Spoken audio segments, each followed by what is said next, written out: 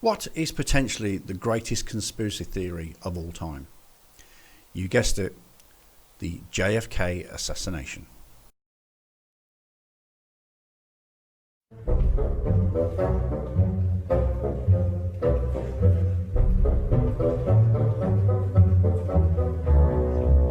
Recently, I have done a series of videos on conspiracy theories. I haven't touched the big ones, but I thought it was time to give this one an airing. JFK was shot and killed on the 22nd of November 1963 in Dallas, Texas. It is alleged that Lee Harvey Oswald acted alone and shot the president twice. But a gentleman by the name of Bill Cooper went on a news channel back in 1991 with startling revelations that the CIA had in fact killed Kennedy. This video comes with a health warning. You are going to need some serious face protection. John F. Kennedy assassination, UFOs, the New World Order, and the secret government. Those are just some of the areas today's guest says he has incredible information about. In the early 1970s, Bill Cooper was a Naval Security Intelligence officer. He says he was privy to secret documents that gave almost inconceivable explanations to some of the things I just mentioned. Bill Cooper, thanks for being with us today. Let's talk about the JFK assassination. CIA plot? Well, from the top secret documents that I read while I was in Naval Intelligence, it concerned the Central Intelligence Agency, the Secret Service, Division 5 of the FBI, and the Office of Naval Intelligence, and that's why I was able to view these documents.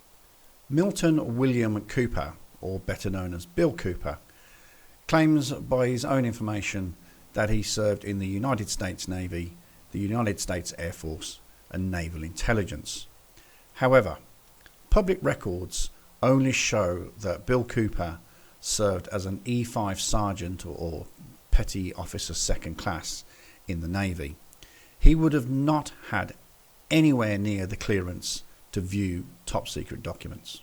Now, why would the CIA and the security community want to kill the president? From what I understand and from what I read, Bob, they viewed President Kennedy as a security threat, and I'm not sure exactly what that means. That is a lie. Bill Cooper knows exactly why Kennedy was assassinated. He believes, according to his book Beyond a Pale Horse, that Kennedy was about to reveal that extraterrestrials were in the process of taking over the Earth. But the documentation clearly said that the assassin was the driver in the car in which he was riding in Dallas on that day, and it was plainly visible in a film withheld from the public. But the documentation clearly said that the assassin was the driver in the car in which he was riding in Dallas on that day, and it was plainly visible in a film withheld from the public. Now, you brought that film with you. Let's take a look at that if we can. Here's the film. Go ahead and narrate this for us, will you? Well, it took me 16 years to find this film because it has really been withheld. Cooper here is referring to the Zapruder film, which was shot by Abraham Zapruder. Copies were made by the Secret Service immediately after it was discovered, and Zapruder retained the original. The copies were then used for the Warren Commission into the assassination of Kennedy. Whilst during the late 60s the film was never shown, still images were printed in Life magazine and were also published in a book written by Joshua Thompson called 6 Seconds in Dallas.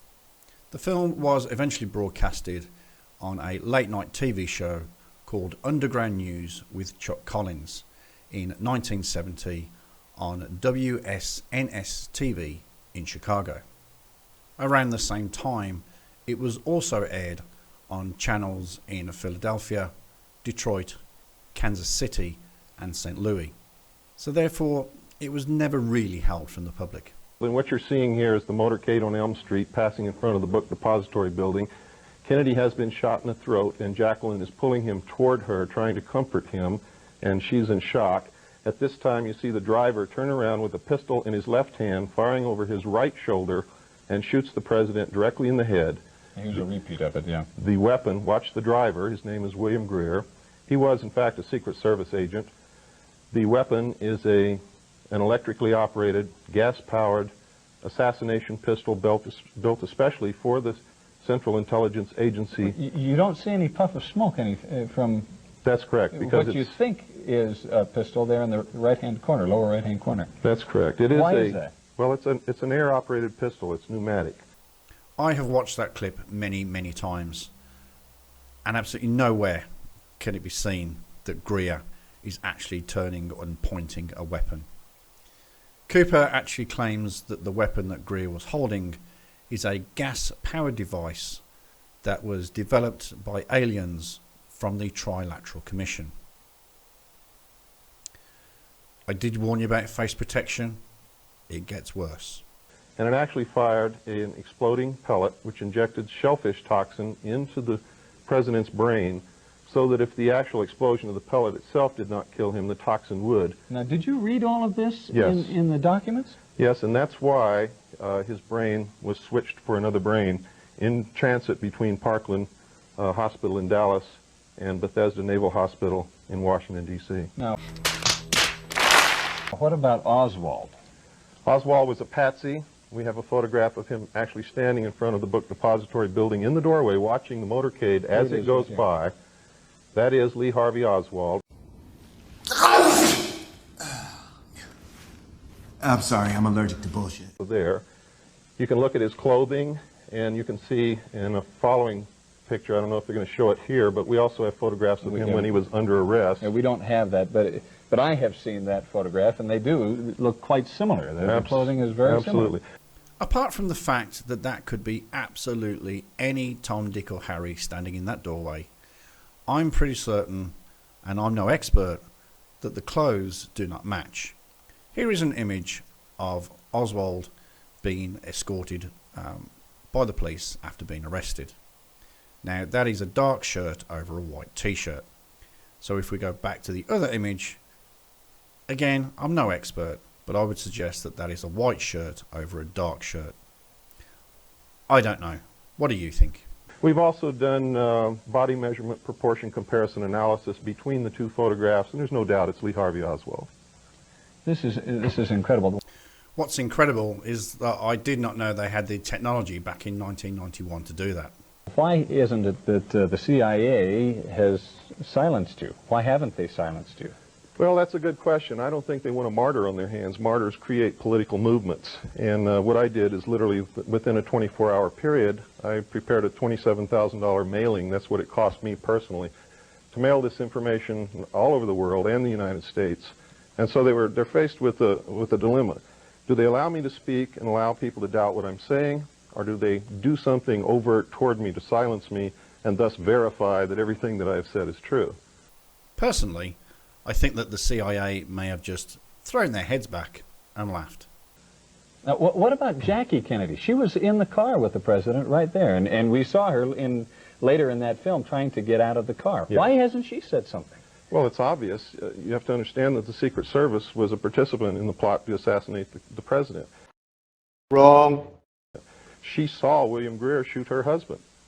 She tried to get out of the car because she had every reason to believe that she might be left. She saw Connolly hit. She saw her husband hit. She tried to exit. Her own personal bodyguard, Clint Hill, tried to put her back in the car and succeeded. But you have to understand that her children for the rest of their life are guarded by the Secret Service. She is also under protection of the Secret Service. A better thing might be, say, captive. Yet another incorrect fact. Mr. Cooper should have done his research. Jackie Kennedy lost her protection when she remarried in 1968, and the children lost their Secret Service protection when they turned 16.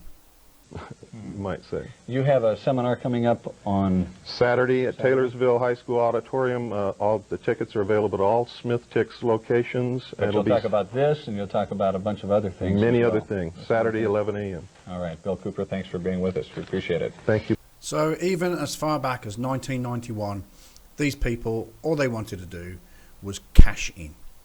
As you heard there, he said tickets were available for his seminar, where he's going to talk mumbo jumbo gibberish. So I hope you enjoyed that. I know it was from nearly 20 years ago, but it just goes to prove that there were and still are idiots out there that believe in all sorts of conspiracy theories. If you did like the video, please hit that thumbs up button and if you are new to the channel, you can use the link over here in the corner to subscribe. That'll do it for this video. I'll see you on the next one. Good day.